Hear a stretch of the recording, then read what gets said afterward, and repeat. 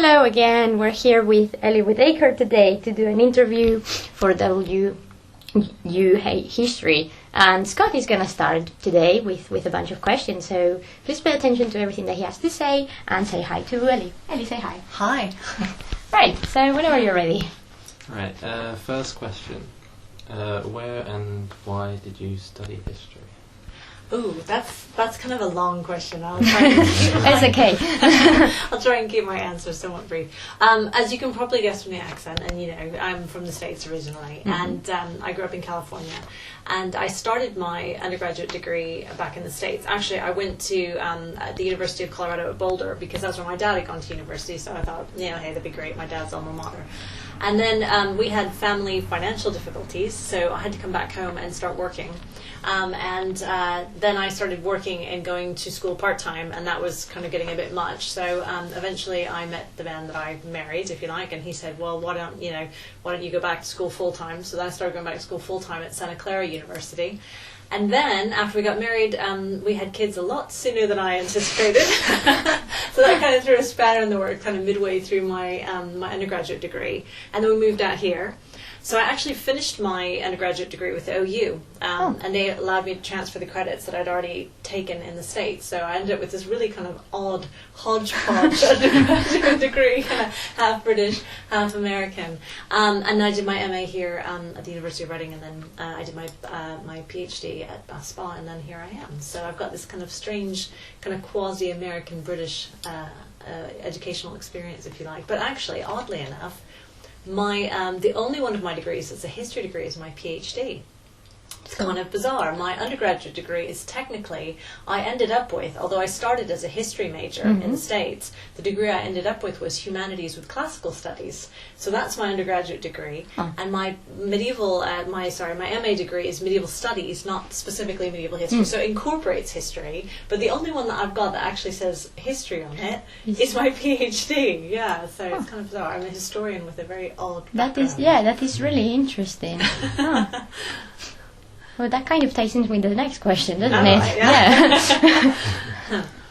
I think you partially answered it, but why did you decide to come to the UK and particularly Winchester? Right, okay, so I guess I have covered some of that, haven't I? I mean, yes, I'm here primarily because I'm married to a Brit, if you like. But that said, I do love it here. I am one of Her Majesty's subjects now, so I'm very grounded here. So yeah, that's kind of how I ended up here, if you like. Sorry, what was the second part of that question again? Winchester. Oh, why Winchester specifically? Why did you decide to teach at Winchester? Yeah, well, that's a good story. I came here last summer to go to the FastTech conference, which is kind of a conference about new ideas in assessment and teaching and learning and that kind of thing, because it was a joint initiative with Bath-Spa and Winchester, and my supervisor was involved in it. And so I came along and I had a wonderful time, and I thought, God, this is a lovely place. It'd be great to work here.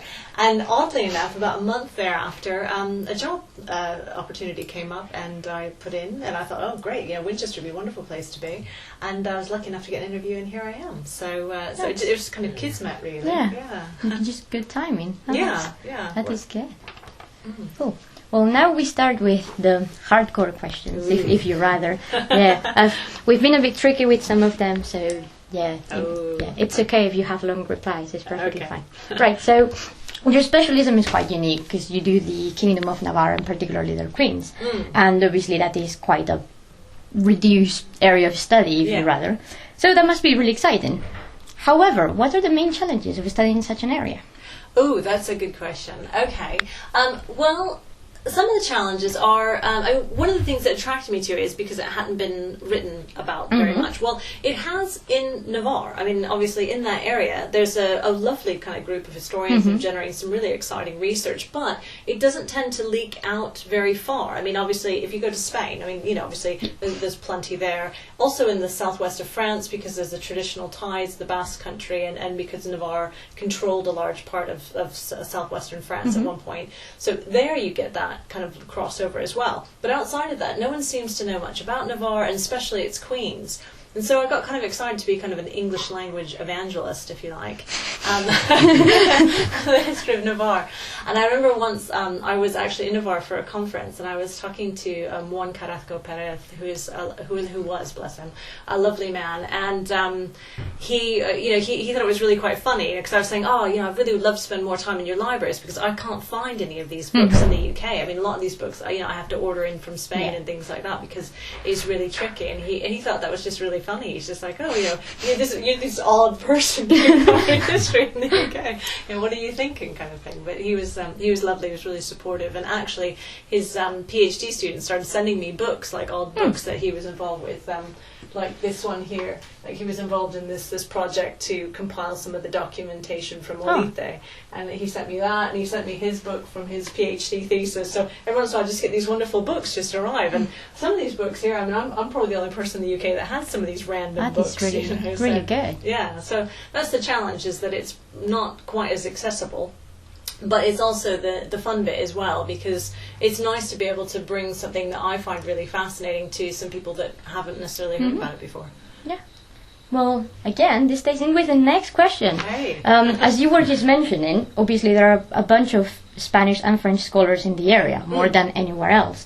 How do you think this affects the historiography of the subject and the understanding we have of it? 'Cause such a division usually creates quite several biases, I suppose. Oh, absolutely. That is a really good question. I gave a paper on this a while ago, which I keep meaning to turn into a journal article. The problem with the history of Navarre, and one of the reasons why it's kind of hard sometimes to find things about it, particularly outside of the area, is that nobody seems to be really clear where it goes. French scholars often think it's a Spanish subject. Spanish scholars sometimes say it's kind of a French subject. People outside the area don't really seem to even know it exists. It's kind of, where does it belong? Is it a Basque subject? Is it a French subject? Is it a Spanish subject? What is it? Where does it belong? Where does it go?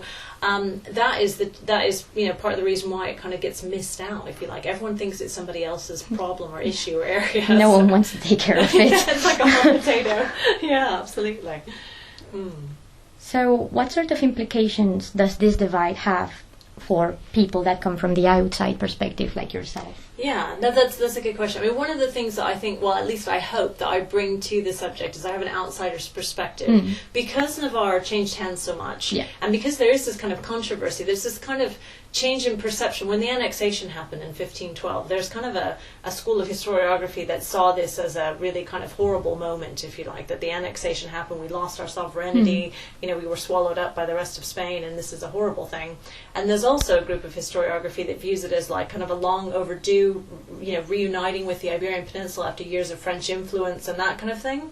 So there is this real divide, and because of that, it's a very controversial subject, like even to this day. When I was in Pamplona last time, and I had out a document that was from Catalina, who was the queen when the annexation occurred, and someone came over to me and said, that's contentious, looking at Catalina, and that's reassuring. Exactly.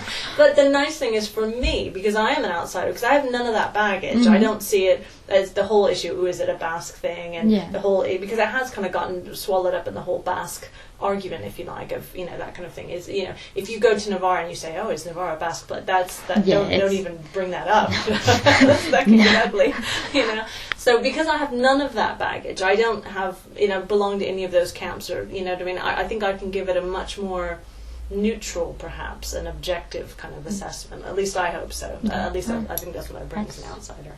That's definitely a good thing. It's not, I mean, I do remember, like in school, for example, I think I mentioned it to you already, that it's never something that you consider, because Navarre was like that other thing. And you never really get to know what the people from Navarre were doing unless you go to Navarre and explore their heritage, sort of thing.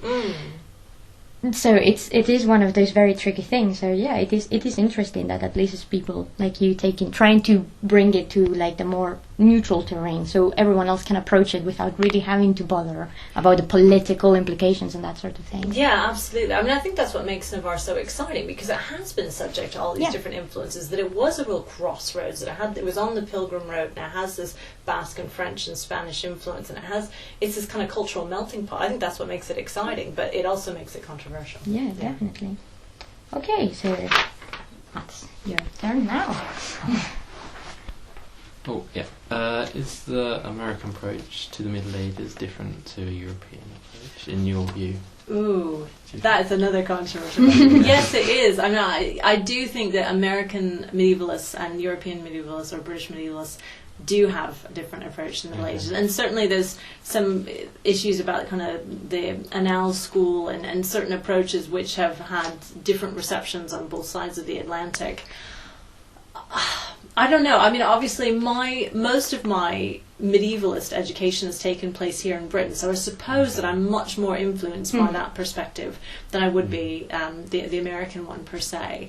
But yes, there is definitely a divide in terms of the approach, if you like, and again the reception of different strands of thought and different kind of schools of thought in the Middle Ages. Yeah, definitely. Oh yeah, this is another interesting question. As you probably know, we recently had an interview with Chris Aldous. Oh yes. And he was mentioning his research and how he found that the language was a very big, a fairly big barrier when studying a foreign culture. So, do you relate to this statement? Absolutely, absolutely, without doubt. It's funny because my kids both studied foreign language at school, and I remember going to the open day at one point, and the teachers were kind of stressing how it's important to learn foreign languages, and not just because you want to grow up to be a translator or a teacher. And I turned to my son and I said, I could not do my job if I didn't speak these other languages. I just could not do it, full stop. I mean, I couldn't, all the sources that I have are in other languages, and if I didn't have that, I just, you can't study it at a primary source level. And I had to learn Spanish for my PhD. I mean, I already had French and some Italian and Latin, things like that, so it made Spanish a lot easier.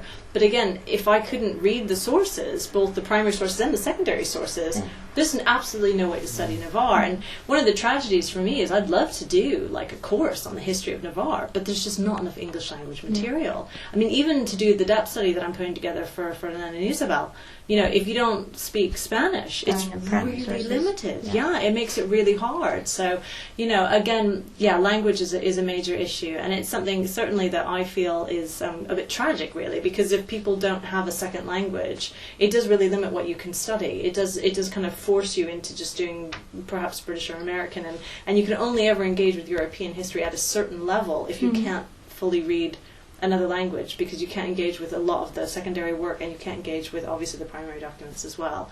So I can't stress enough how important it is to learn other languages. This makes me think, because you've kind of partially answered that in that second question within the question. This makes me think of another question. As a history teacher in university, do you think it might be useful in certain degrees to include a language module for certain students to elaborate on their history degree, perhaps? Absolutely, absolutely. I mean, I know some universities, I think it's Warwick actually, either requires or does it in tandem with another language, so that, because again, if you wanted to do French history without French would be hard, etc.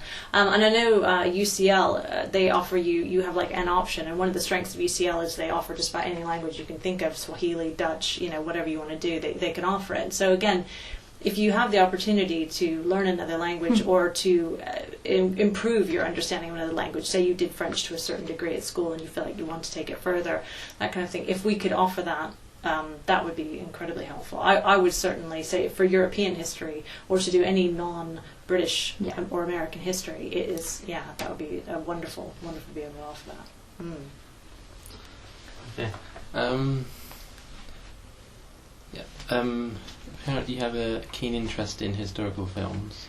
Yes. As part of your research, can you tell us a bit about that? Yeah, no, absolutely. I've always been obsessed with both historical film and fiction, and probably to my detriment, but actually in a way it's kind of what turned me into a historian, because I loved to read as a kid. I was upset, and I would just read and one day my mother was particularly annoyed with me because I kind of read everything I wanted to read in the library. My mum said, go read something about Cleopatra. She was interesting, so I started reading about her, and she really inspired me. So really, honestly, my love of history and my love of queens in particular probably comes from reading fiction about Cleopatra when I was really about 8, if you like, and then just kind of getting an appetite for Plantagenet queens and, you know, Eleanor of Aquitaine, and it just kind of fed out from there. So yeah, I've always been obsessed with historical fiction and film, and actually the book I've bought most recently, which I'm loving, is that Royal Portraits in Hollywood book, which is all about filming the lives of queens in it. It's a really fascinating book. It's kind of putting together different film interpretations of people like Cleopatra and Catherine the Great and Elizabeth I, and kind of comparing from this kind of glut of films in the 30s to more recent ones up to, say, the Kate Blanchett ones, Elizabeth the Golden Age, which came out a few years ago. And yeah, and I really find it interesting, the kind of reception of these people's lives, if you like, in both fiction and film. I've got a dissertation student actually at the moment who's doing Anne Boleyn and Mary Boleyn in fiction and film. And again, it's really interesting to look at how, you know, we take kind of our incomplete historical knowledge and then how fiction and film, you know, filmmakers and authors interpret it. I went to a great conference last year at the IHR on historical fiction, where they brought together historians and authors and kind of talked about the gaps and the divides, and people like Ian Mortimer, who writes both fiction and is a historian, and kind of about the challenges of doing both things, if you like, and how, where the you know, can the two ever work together at all. I actually find it fascinating. Yeah. Do you think the history and film kind of conflict, the kind of accuracy sort of stuff, is changing and moving forward, or do you think it's kind of still, you know, where it is? It's a difficult one, because I think with, you know, it's a difficult one about how accurate they want to be, because obviously a filmmaker has always got to entertain at the end of the day, and sometimes to tell enough of the information and the backstory to make it historically accurate and viable is going to just ruin the pace of the film. Sometimes they end up changing things to kind of make the film more exciting or to make the story more. Again, a great example of this is Kingdom of Heaven, the Crusade film.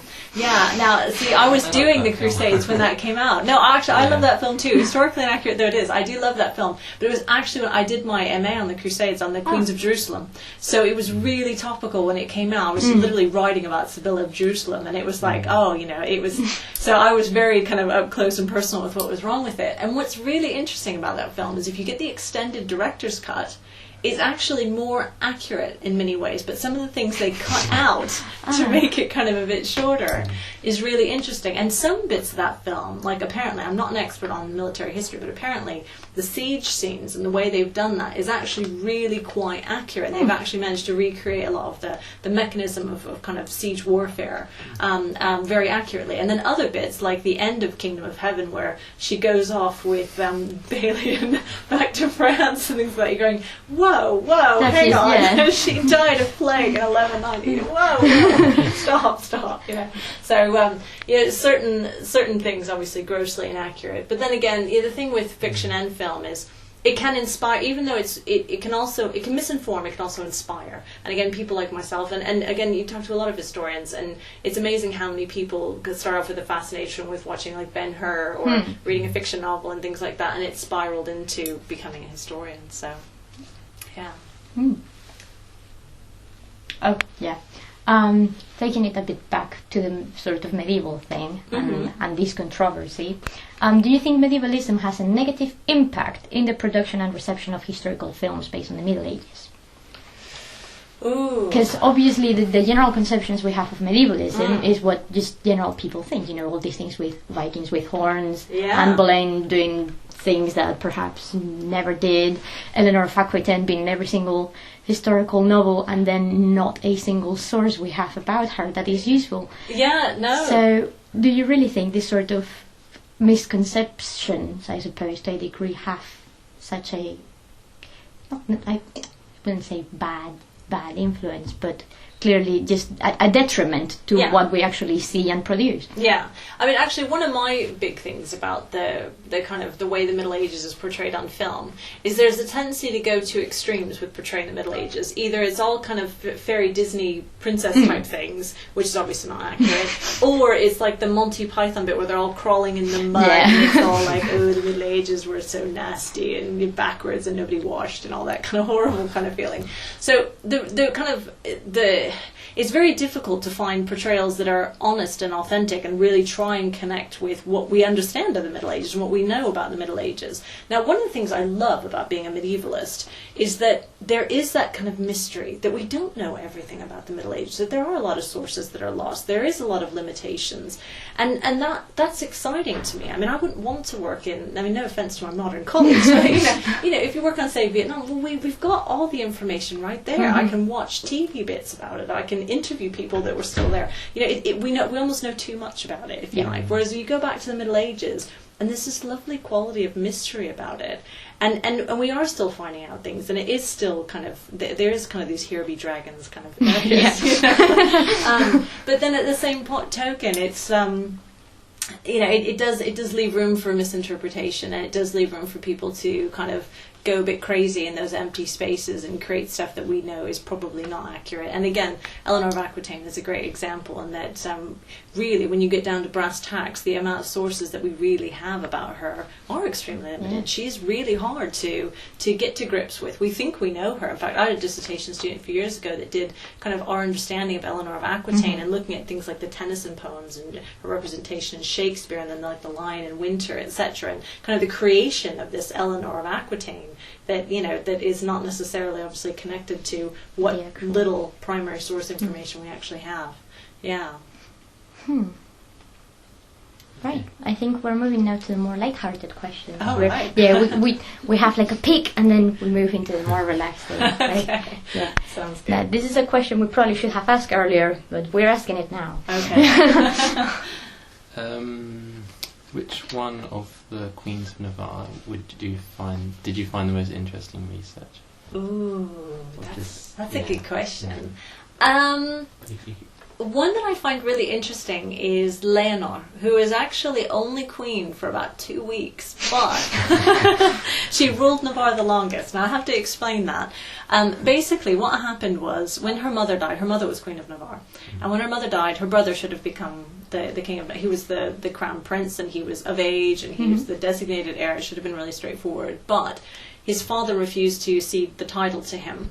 And it set off a civil war, and eventually both Leonor's elder brother and sister were disinherited in favor of her, basically. So she was made the lieutenant of the kingdom, and she effectively ruled the kingdom. And eventually both her older brother and sister died in quite interesting circumstances. Convenient. Yes, exactly. Both of them. The insinuation is that both were poisoned. Now, Carlos might have died of tuberculosis. That's a real question mark. Blanca actually was taken prisoner and ended up locked up in one of Leonor's husband's castles, and where she died, kind of a mysterious death. Now, the thing that I find interesting about Leonor is, and I've written this paper about her kind of later reputation, because she developed this reputation as being a sister slayer, that she would do anything. She was ruthless and ambitious. And there's this 19th century novel by Villaslada that came out that kind of made Blanca, the older sister, into this amazing kind of saintly figure who is, killed by her evil villainess younger sister who is desperate for the crown. And she's a really interesting figure, and she's never really been properly rehabilitated. She has always suffered from this reputation of being involved in her sister's murder. Now, whether she was directly or indirectly, or whether it just, obviously she had a lot to gain from her sister dying, and it is really difficult to completely exonerate her. But she was also a woman in a very difficult situation who was trying to rule Navarre for many years as her father's lieutenant, with little support from her father, her half-brother Ferdinand of Aragon undermining her at every turn, trying to hold together a country in chaos and civil war, half of which didn't want to know her because she was aligned with her father, and they had approved of her brother and wanted her brother to be king. So she had a hell of a time, and eventually she hung on because her father would never pass her the title while he was alive.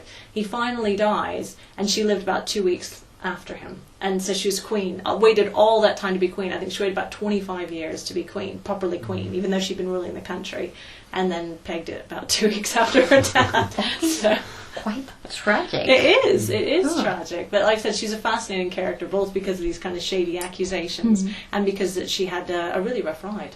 Like I said, and not enough's been written about her. She tends to get, unfortunately, bypassed because she wasn't a proper queen for very long. But effectively, she does rule Navarre for a heck of a long time in very difficult circumstances.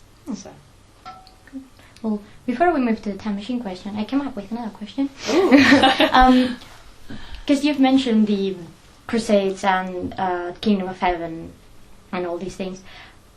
going back to the whole film and queens, which historical or claim to be historical film do you think is the more interesting from the sort of representation of a queen perhaps you know more about? Because I know you've mentioned the tragedy of Lady Jane Grey. Oh, yes. As a very exciting one, but I was just thinking about it, and there are not many films that focus on like queens that are not the big queens, if you know what I mean. Yeah. So I was thinking, what are your thoughts on that? There's not enough films made about lesser-known queens? Yeah, lesser-known queens. Yeah. And which one out of all of them do you think perhaps is the more thrilling, or do you like more because of whatever reason? That's a really tough one. I mean, obviously, as I mentioned before, I've got a real soft spot for Cleopatra. And again, when I was into Cleopatra as a kid, I saw the Elizabeth Taylor movie, which is kind of burned a brand on my heart, even though I know it's woefully inaccurate and it nearly killed MGM and all that kind of thing. Because I was about 9 when I first saw it, I will always have a soft spot for Elizabeth Taylor's Cleopatra.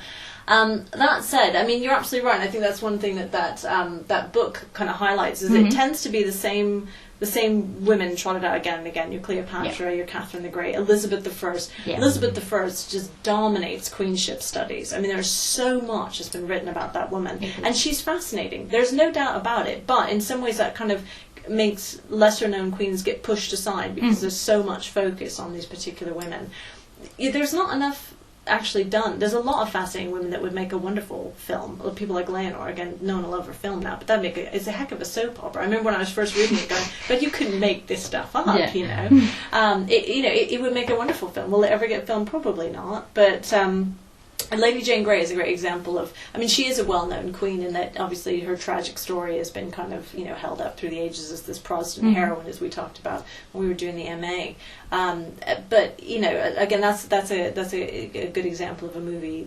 There aren't as many movies on Lady Jane Grey, if you like. But yeah, there's not that many, unfortunately, not enough of these kind of lesser-known queens get enough screen time, if you like.